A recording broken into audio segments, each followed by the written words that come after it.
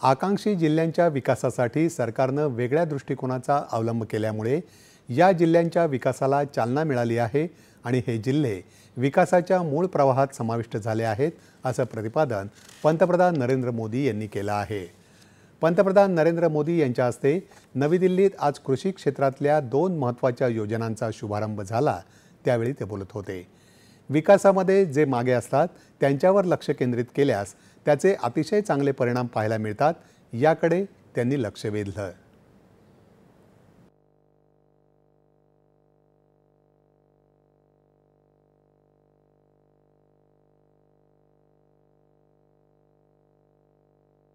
जब वंचितों को वरीयता मिलती है, पिछड़ों को प्राथमिकता मिलती है, तो उसके नतीजे भी बहुत अच्छे मिलते हैं। आज आकांक्षी जिलों में माता मृत्यु दर कम हुई है, बच्चों का स्वास्थ्य सुधरा है, पढ़ाई का स्तर सुधरा है। कितने ही पैरामीटर्स में ये जिले अब अन्य जिलों से बेहतर कर रहे हैं। साथियों, अब इसी मॉडल पर हम खेती के मामले में पिछड़े देश के 100 जिलों का, जो खेती के क्षेत्र में बाकी चीजों में आगे होंगे, ऐसे 100 जिलों का हम विकास करना चाहते हैं, उस पर ध्यान केंद्रित करके काम करना चाहते हैं। पीएम धन धान्य कृषि योजना की प्रेरणा वही आकांक्षी जिलों का मॉडल है।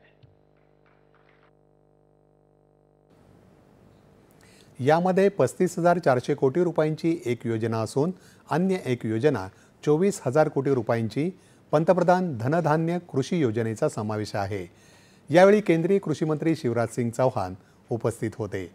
देशाला डाळींच्या उत्पादनात स्वयंपूर्ण करण्यासाठीच्या उपक्रमांचाही पंतप्रधानांच्या हस्ते प्रारंभ झाला। यामुळे अन्नधान्याची आयात कमी होऊन येत्या काळात देशातल्या अन्न सुरक्षेमध्येही वाढ होणार आहे।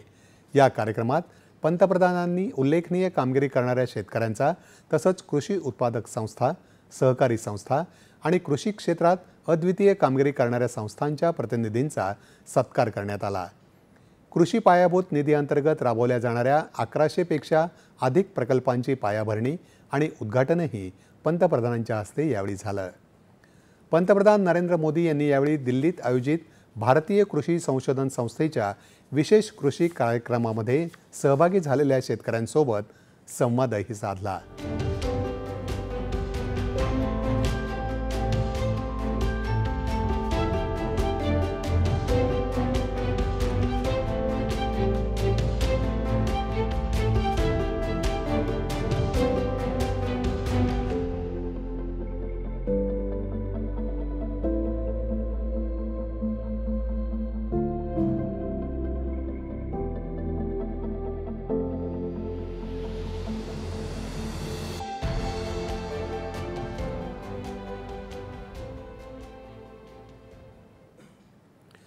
पंतप्रधान धनधान्य कृषी योजने